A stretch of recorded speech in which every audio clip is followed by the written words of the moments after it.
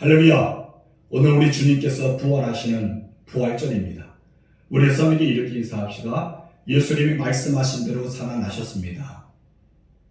예수님이 말씀하신 대로 살아나셨습니다. 우리 예수님이 사망 권세를 이기시고 부활하신 날이 바로 오늘입니다. 예수님 부활하신 날 새벽에 무덤에 찾아온 사람들이 있었습니다. 누구일까요? 3년 동안 예수님을 따라다니면서 함께 지내왔던 제자들일까요? 아닙니다. 예수님의 무덤에 찾아온 사람들은 예수님을 너무나 뜨겁게 사랑했던 여자들이었습니다. 첫 번째, 무덤을 찾아온 여자들. 그들은 막달라 마리아와 다른 마리아라고 소개합니다. 이 여자들은 예수님을 끝까지 사랑했기에 안식일이 끝나자 무덤을 보려고 갔던 것입니다. 1절을 보겠습니다. 안식일이 다 지나고 안식 후 첫날이 되려는 새벽에 막달라 마리아와 다른 마리아가 무덤을 보려고 갔더니 아멘.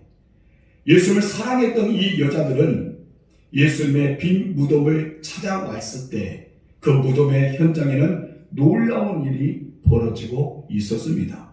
과연 어떤 일일까요? 2절 말씀 보면은 큰 지진이 나며 주의 천사가 하늘로부터 내려와 돌을 굴러내고 그 위에 앉았는데 라고 말하고 있습니다. 큰 지진이 일어나면서 주의 천사가 하늘로부터 내려왔다는 것입니다. 그리고 그 무덤의 돌을 굴려내었다고 말씀합니다. 그리고 나서 그 돌 위에 앉아있는 천사들의 모습을 우리는 발견할 수 있습니다. 성경에 보게 되면 예수님의 생애에 가장 중요한 사건이 있을 때마다 천사들이 등장한 것을 보게 됩니다. 예수님의 탄생 전후에도 보게 되면 천사들이 나타났죠. 예수님의 공생을 시작할 때도 천사들이 나타났습니다. 그것만이 아닙니다. 예수님이 십자가에 지기 전 겟세마네에서 기도하실 때에도 천사가 나타나서 기도하신 예수님을 도왔다라고 말씀하고 계십니다. 그리고 오늘 본문에서와 같이 예수님의 부활과 승천 때에도 천사들이 나타났습니다. 또 예수님께서는 모든 사역의 현장에서 늘 천사와 함께 사역했던 것을 보게 됩니다. 이렇게 예수님의 중요한 사역 때마다 천사들이 등장하게 됩니다. 오늘 본문의 3장에 보게 되면 그 천사들의 모습이 얼마나 광채나고 아름답던지 여러분 어떻게 말씀하고 있습니까? 바로 그 형상이 번개와 같고 그 옷은 눈같이 희건을이라고 말하고 있습니다. 그러면 왜 천사들은 하늘에서 내려와 이 무덤의 돌을 굴려내었을까요? 부활하신 예수님의 무덤에서 자유롭게 나올 수 있도록 하기 위해서일까요? 아닙니다. 신령한 몸으로 변화되는 예수님은, 그리고 그렇게 부활하신 예수님은 무덤의 문에 갇혀 있지 않습니다. 무덤의 문이 닫혀 있든지 열려 있든지 상관없이 나온 거예요. 이 마가라 다락방에서 제자들이 그곳에 모였을 때 예수님께서 들어오셔서 평강이 있을지어다 라고 말씀하지 않았습니까? 그때도 문은 굳게 닫혀 있었습니다. 그런데 예수님께서 그 문을 통과하셨던 것을 보게 됩니다. 그런데 이 천사들이 그 무덤에서 돌을 굴려놓았던 이유는 무덤에 찾아온 여자들을 위해서 그랬던 것을 보게 됩니다. 왜 무덤에 찾아온 여자들을 위해서 그랬을까요? 다른 것이 아닙니다. 예수님 무덤에 들어가서 빈 무덤이라는 것을 확인시켜 주기 위해서였다고 볼 수 있습니다. 무덤에 찾아온 여자들은 천사들이 돌을 굴려놓은 것을 보았습니다. 그리고 그곳에 들어가서 예수님의 시신이 무덤 안에 없었다는 사실을 분명히 목격하게 됩니다. 두 번째, 무덤을 지키던 자들의 반응입니다.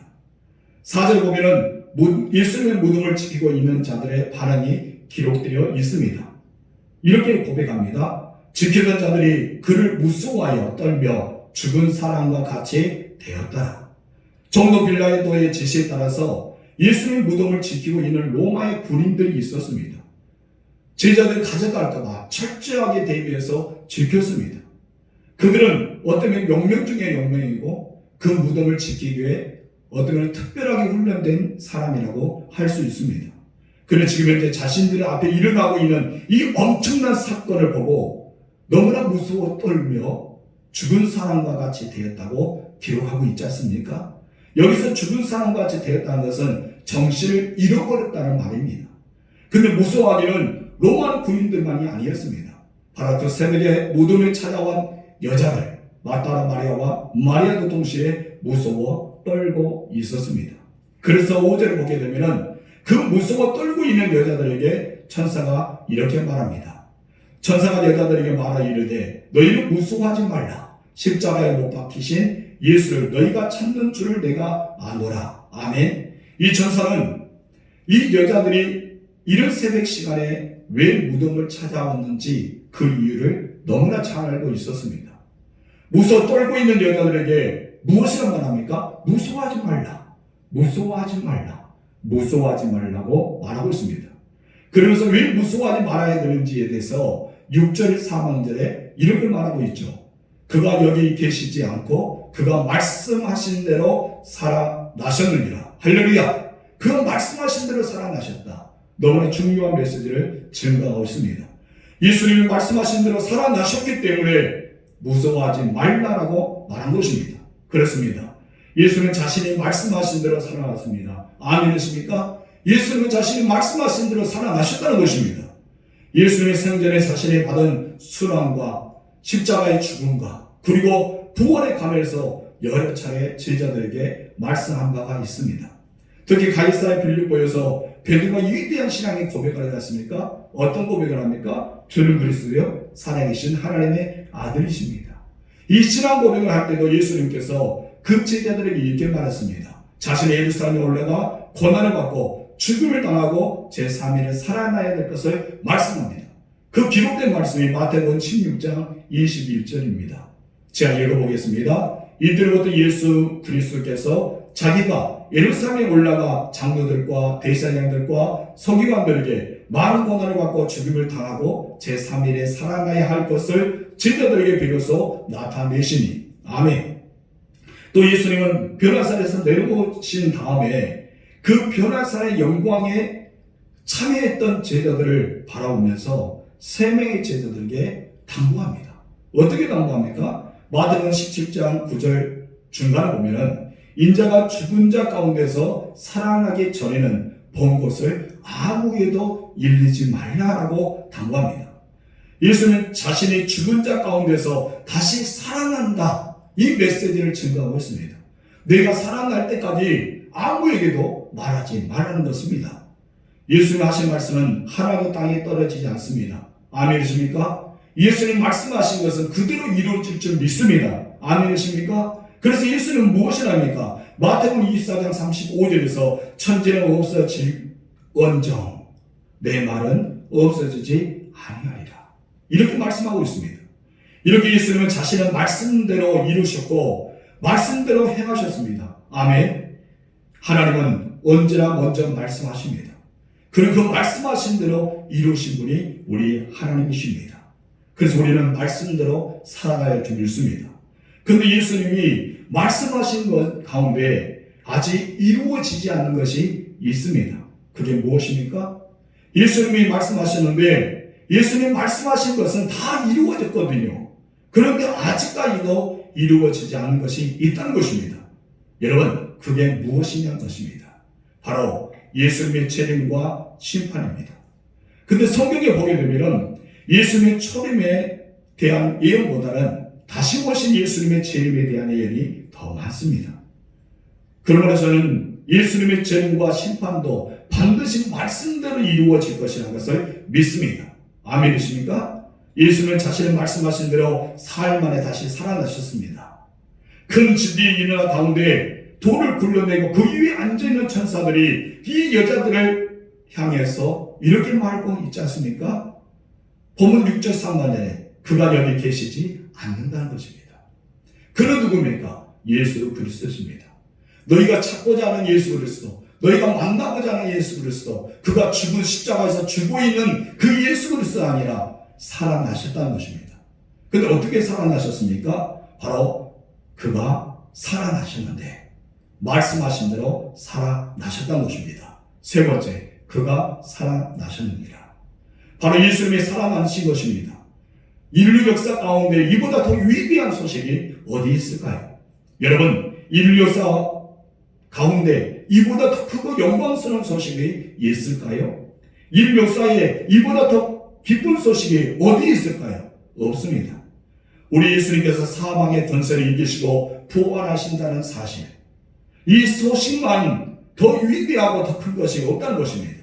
여러분, 이 소식은요, 3년 동안 따라했던 제자들이 그 소식을 먼저 들었을까요? 아니란 것입니다. 이 영광스러운 이 기쁨의 부활 소식을 가장 먼저 들었던 사람은 누구입니까? 이 부활의 소식을 가장 먼저 들었던 사람은 예수님을 뜨겁게 사랑했던 여자들이었습니다. 예수님은 끝까지 사랑하셨기에 예수님을 그렇게 너무나 사랑했던 이 여자들이 바로 안식 후 첫날에 그 새벽 미명에 예수님의 무덤에 찾아온 것입니다. 그가 살아나셨다. 이 살아나셨다는 기대와 소망 때문에 온 것이 아니라 예수님이 죽어있는 시신을 보기 위해서 그들은 무덤에 찾아온 것입니다. 그런데 여러분, 무덤에 찾아왔던 여자에게 천사가 무엇이랍니까? 그가 살아나셨다고요. 그가 살아나셨다는 것입니다. 예수님의 부활의 소식을 처음으로 들었습니다. 부활하신 예수님을 가장 먼저 못 보게 했던 사람들도 이 여자들이라고 볼 수 있습니다. 예수 그리스도가 부활하시기 전까지, 아니 그 부활의 생명의 소식이 우리에게 전해 오기까지 여러분, 사망의 우리를 지배해 왔습니다. 사망의 권세가 우리를 주장해 왔습니다. 그래서 모든 인간은 그 죽음의 권세 앞에 무릎을 꿇을 수밖에 없었습니다. 죽음은 인류의 최대의 폭군이었습니다. 인류의 가장 무서운 공포를 주는 것이 죽음입니다. 아직까지 죽음에 대해서 무서워한 사람들이 있을 것입니다. 우리 주변을 보세요. 부활의 생명을 받지 못한 사람들은 이 죽음을 얼마나 두려워한지 아십니까? 여러분, 혹시 여러분 가운데도 부활의 소식이 내 마음속에 전해지지 않고 부활의 소식을 사실을 믿지 않는 사람들은 두려움에 떨고 있을 것입니다. 그래서 히브리서 기자는 이렇게 말합니다. 히브리서 2장 15절 상반절에서 또 죽기를 무서워함으로 한평생 매여 종노릇 하는 모든 자들, 종노릇 하는 모든 자들. 왜 종노릇 모든 자입니까? 죽기를 무서워함으로 한평생 동안 매여 있었다는 것입니다. 부활의 생명이 없는 자들은 오늘도 죽음을 무서워하기 때문에 한평생 동안 그 죽음에 매여 종노릇 하고 있다는 말을 하고 있는 것입니다. 그런데 이제는 사망의 권세가 우리를 주장하지 못하게 되었습니다. 아멘. 더 이상 사망의 권세가 우리를 지방할 수 없게 되었습니다. 아멘이십니까? 왜냐하면 예수님 십자가에서 저와 여러분의 모든 죄값을 완벽하게 지불하셨고 죽은 지 사흘 만에 사망의 권세를 깨뜨리시고 부활하시기 때문입니다. 아멘. 그동안 사망의 권세가 저와 여러분들을 지배하고 출정할 수밖에 없었던 것은 무엇입니까? 바로 우리들의 죄이지 않습니까? 아직까지 해결받지 못한 죄 때문에 우리를 주장하였습니다. 죄의 값은 사망이라고 성경을 말하고 있습니다.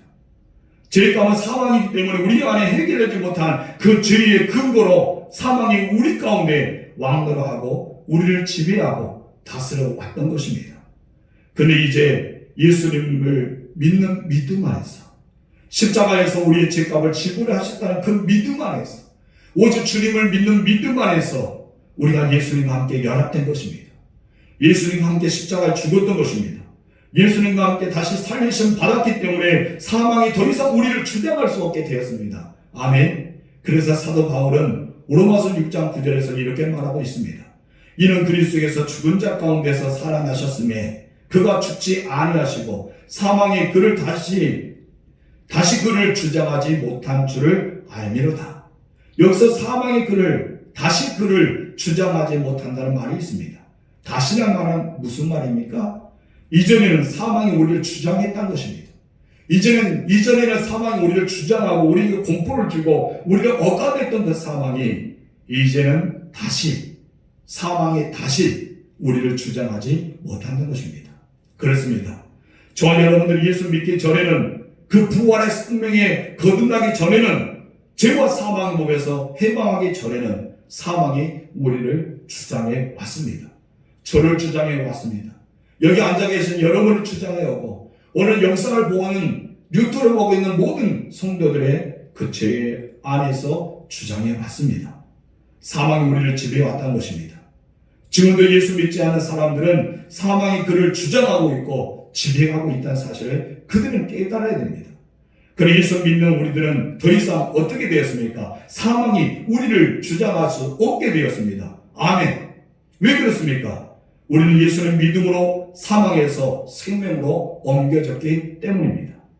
우리는 예수를 믿을 때 예수를 믿음으로 말미암아 그 부활하신 주님의 생명으로 다시 거듭났다는 사실입니다. 이것은 우리가 무엇이라고 말합니까? 영의 부활이라고 말합니다. 그러니까 우리가 예수를 믿음으로써 이 영의 부활, 이미 부활한 것입니다. 아멘. 그것이 무엇입니까? 사망에서 생명으로 옮겨진 사실을 말하고 있습니다. 그래서 예수님은 요한복음 5장 24절에서 이렇게 말씀하셨습니까? 내가 진실로 진실로 너에게 이르노니 내 말을 듣고 또 나 보내신 이를 믿는 자는 영생을 얻었고 심판에 이르지 아니하나니 사망에서 생명으로 옮겨느니라. 아멘. 사망에서 생명으로 옮겨진 것입니다. 여러분, 사망에서 생명으로 옮겨질 것이다가 아닙니다. 옮겨졌다는 것입니다. 영적인 부활이 이미 우리 가운데 이루어졌던 사실을 선포하고 있습니다.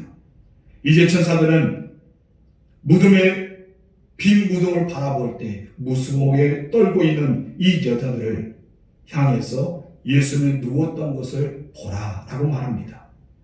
네 번째, 와서 그가 누웠던 것을 보라. 여러분 6절에 다시 말씀을 읽어보면 그가 여기 계시지 않고 그가 말씀하신 대로 살아나셨느니라. 와서 그가 누우셨던 것을 보라. 아멘. 예수는 부활하셨습니다. 그런데 부활하셨던 곳은 빈 무덤이었습니다.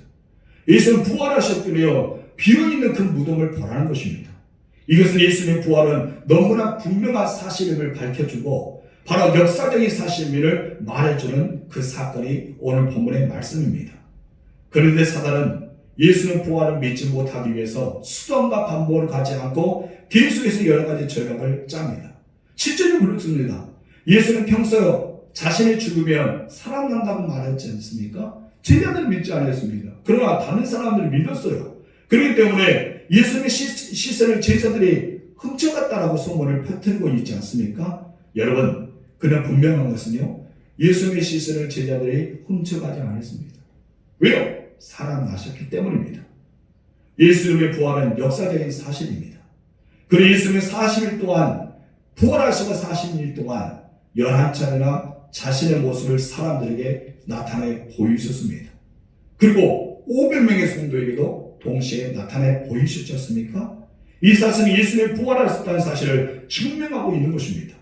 이 증명하기 위해서 천사들은 여자들에게 그가 누구셨던 것을 보라라고 말하고 있습니다. 천사들이 예수님의 빈 무덤을 향해서 확인하였을 겁니다. 여자들은 그 확인할 때 얼마나 놀랐을까? 예수님 시신이 없는 거예요. 그때 이 천사들은 여자들에게 빨리 가서 예수님이 살아나셨다고 알리라고 말하고 있습니다. 그러면서 부활하신 예수님이 갈리로 가실 것이니 거기서 뵐 것이라고 말하고 있습니다.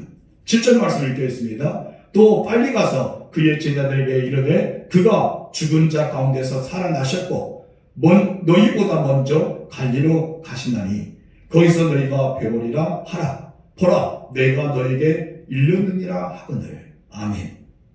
그럼 이 부활하신 예수님은 제자들에게 굳이 갈릴리로 가라고 말씀하셨을까요? 그냥 그곳에 있었으면 얼마나 좋았을까요? 왜 갈릴리 가서 제자들을 만나려고 예수님께서 생각하셨을까요? 이 말씀은요, 너무나 중요합니다. 오늘 코로나19의 시기때에 살고 있는 우리들에게는 너무나 중요한 말씀입니다. 생명을 가지고 있는 우리들에게는 너무나 중요한 말씀입니다. 다시 오실 예수님을 기다리고 있는 우리들에게도 너무나 중요한 말씀입니다. 갈릴리는 제자들이 예수님을 처음으로 만났던 장소입니다. 제자들로 너희는 사도로서의 사명을 처음으로 부름을 받았던 현장이 갈릴리입니다. 그리고 사람을 낚는 어부가 되라는 사명도 부어주셨던 것이 갈릴리입니다.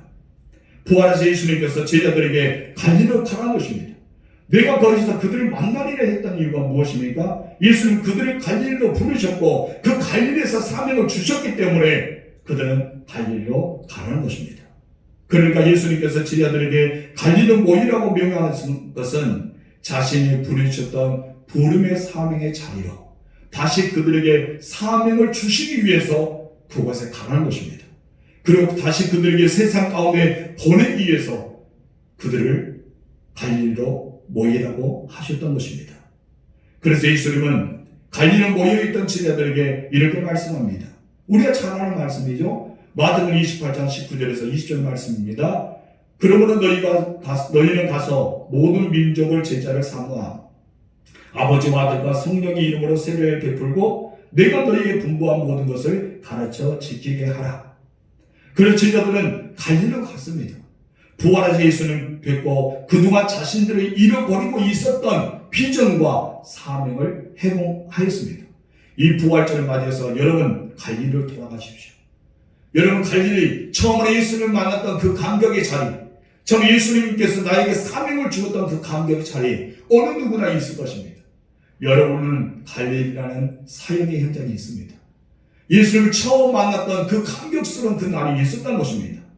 그러므로 성도 여러분, 갈릴리로 가라 하신 말씀은 믿음의 출발을 새롭게 시작하라는 것입니다.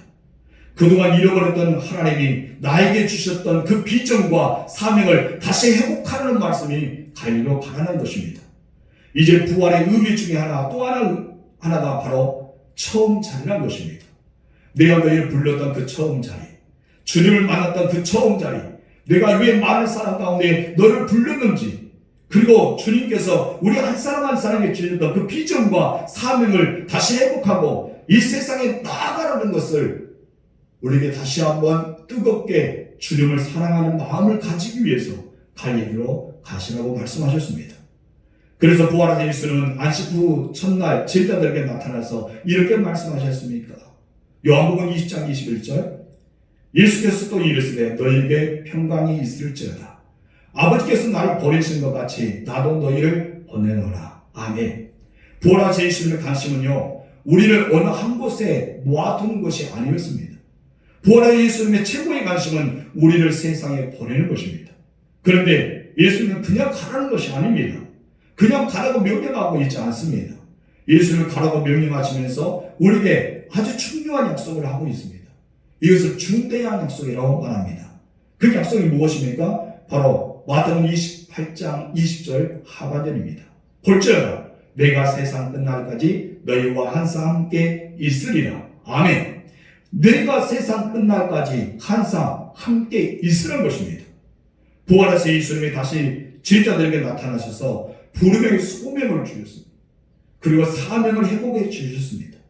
다시 그들이 세상 가운데 보내시면서 이 약속, 내가 세상 끝날까지 너희와 항상 함께 하시리라는 이 약속을 했던 것입니다. 그러니까 부활하신 예수님은 지금 나와 함께 계십니다. 아멘. 부활하신 예수님은 멀리 계시지 않습니다. 예수님은 여러분 곁에 계십니다. 나와 함께 계시고 있다는 것입니다. 지금 여기도 계십니다. 여러분 어떤 곳에 가더라도 예수님은 여러분과 함께 계신 줄 믿으시기 바랍니다. 그런 부활의 예수를 만난 자들은 아무렇게 살지 않죠. 부활의 신앙을 가진 사람은 죽음 앞에서도 두려워하지 않습니다. 성도 여러분, 예수님 말씀대로 사망 권세를 이기고 부활하셨습니다. 그리고 그 부활의 생명으로 우리를 거듭나게 해주셨습니다. 그래서 우리는 이 사망에서 생명을 옮기지 않게 살아갈 줄 믿습니다. 더 이상 이 사망의 권세가 우리를 주장하지 못하게 해야 합니다. 그래서 우리가 죽음 앞에 겁을 내서는 안 된다는 말씀입니다. 부활하신 예수님의 최고의 관심은 빈 무덤이 아닙니다. 바로 갈릴리입니다. 여러분의 인생 가운데 갈릴리가 어떤 곳입니까? 내가 예수님을 처음 만났던 자리가 어디냐는 것입니다. 예수님은 나를 부르시고 그 부름의 소명을 따라서 나에게 비전과 사명을 주었던 그 자리가 제자들에게는 갈릴리였습니다. 여러분은 어디입니까? 성도 여러분, 지금 우리는 하나님을 사랑하고 예수님을 구주로 영접하고 성령의 인도를 받는 사람들입니다. 그럼 우리들이 잊어버릴 때가 있어요. 내가 부르심을 받았다는 사실, 내가 사명을 받은 자로서의 살아가고 있다는 사실을 잊어버릴 때가 있습니다. 지금 하나님이 나를 부르셨던 그 부르심의 소명을 잃어버리고 하나님이 나에게 주셨던 비전과 사명을 잃어버린 채 살아간 자가 있지 않습니까? 이 부활절을 맞이해서 다시 한번 여러분의 인생의 갈릴리에서 예수를 만나 주셨던 그 자리에서 부름의 소명을 다시 한번 회복하는 여러분 되실 주로 축원합니다. 소명과 회복은 안 되겠죠. 그럼 무엇입니까? 하나님이 내 인생 가운데 내게 주셨던 비전과 소명, 이 사명을 다시 회복시킬 수 있는 이 부활절이 되기를 주님으로 축원합니다.